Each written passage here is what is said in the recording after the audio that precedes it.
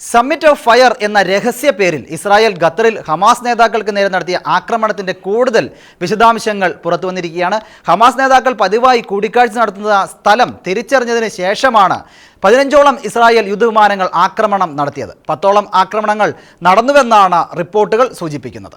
Israel നടത്തിയ ആക്രമണത്തിൽ തങ്ങളുടെ പ്രധാന നേതാക്കന്മാരാരും കൊല്ലപ്പെട്ടിട്ടില്ല എന്നാണ് ഹമാസ് അവകാശപ്പെടുന്നത്. എന്നാൽ 6 പേർ കൊല്ലപ്പെട്ടുവെന്നാണ് സ്ഥിരീകരിച്ചിരിക്കുന്നത്. കൊല്ലപ്പെട്ടവരിൽ ഹമാസ് നേതാവ് ഖലീൽ അൽ ഹയ്യയുടെ മകൻ ഹുമാം അൽ ഹയ്യ, അൽ ഹയ്യയുടെ ഓഫീസ് ഡയറക്ടർ ജിഹാദ് ലബാദ്, അബ്ദുള്ള അബ്ദുൾ വാഹിദ്, മൊമൻ ഹവാന, മുഹമ്മദ് അൽ മാംലൂഖ്, ഖത്തർ ആഭ്യന്തര സുരക്ഷാ സേനയിൽ നിന്നുള്ള കോർപ്പറൽ ബദർ സാദ് അഹമ്മദ് അൽ ഹുമൈദി എന്നിവരും ഉൾപ്പെടുന്നു. ഇക്കാര്യം ഹമാസും സ്ഥിരീകരിച്ചിരിക്കുന്നു. യുദ്ധം അവസാനിപ്പിക്കുന്നതിനുള്ള US പ്രസിഡന്റ് ട്രംപിന്റെ കരാറിനെക്കുറിച്ച് ചർച്ച ചെയ്യാൻ മുതിർന്ന ഹമാസ് ഉദ്യോഗസ്ഥർ ദോഹയിൽ യോഗം ചേരുന്നതിനിടയിലായിരുന്നു ഈ അപ്രതീക്ഷിത ആക്രമണം. ഹമാസ് ബാക്കിയുള്ള 48 ഇസ്രായേലി ബന്ദികളെ ഉടൻ മോചിപ്പിക്കണമെന്നും താൽക്കാലിക വെടിനിർത്തൽ പ്രഖ്യാപിക്കണമെന്നും ട്രംപ് ആവശ്യപ്പെട്ടിരുന്നു. ഇസ്രായേൽ സൈന്യം ഒക്ടോബർ 7 ക്രൂരമായ കൂട്ടക്കൊലയ്ക്ക് നേരിട്ട് ഉത്തരവാദികളായ ഭീകരരെ ലക്ഷ്യം വെച്ചതായി പറഞ്ഞിരുന്നു. ഇത്തരത്തിൽ ഒരാക്രമണം നടത്താൻ ഇസ്രായേൽ നേരത്തെ തന്നെ പദ്ധതിയിട്ടിരുന്നു. എന്നാൽ കഴിഞ്ഞ ആഴ്ചയിലാണ് ഇക്കാര്യം കൂടുതൽ സജീവമാക്കിയത്.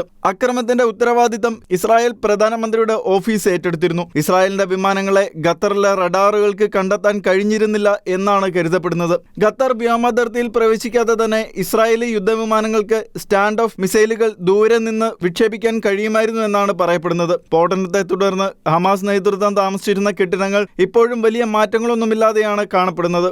ആക്രമണം നടന്ന കെട്ടിടവും പരിസരവും പരിശോധിക്കുന്നതിൽ നിന്നും കൂടുതൽ നാശനഷ്ടങ്ങൾ ഉണ്ടായിട്ടില്ല എന്ന് മനസ്സിലാക്കാൻ സാധിക്കും. ഇത് സൂചിപ്പിക്കുന്നത് ഇസ്രായേൽ സൈന്യം ഉപയോഗിച്ച യുദ്ധോപകരണങ്ങൾ ഹമാസ് നേതാക്കളെ മാത്രം ലക്ഷ്യം വെച്ച ഒരു ലോ എയ്ക്ക് ആയുധമായിരുന്നു എന്നാണ്. 2023 ഒക്ടോബർ 7 ഹമാസ് നേതാക്കൾ ഇസ്രായേലിൽ നടത്തിയ ആക്രമണം ആഘോഷിച്ച കൃത്യമായ സ്ഥലം ഈ കെട്ടിടമാണെന്ന് ഇസ്രായേൽ പ്രധാനമന്ത്രി ബെഞ്ചമിൻ നെതന്യാഹു പറഞ്ഞു. മണിക്കൂറുകൾക്ക് ശേഷം ജെറുസലേമിൽ നടന്ന US എംബസിയുടെ പരിപാടിയിൽ സംസാരിച്ച നെതന്യാഹു ഭീകര നേതാക്കൾക്ക് ഒരു പ്രത്യേക സ്ഥലത്ത് പ്രതിരോധ ശേഷി ആസ്വദിക്കുന്ന ദിവസങ്ങൾ കഴിഞ്ഞുവെന്നും പറഞ്ഞിരുന്നു. International desk, Shekkena news.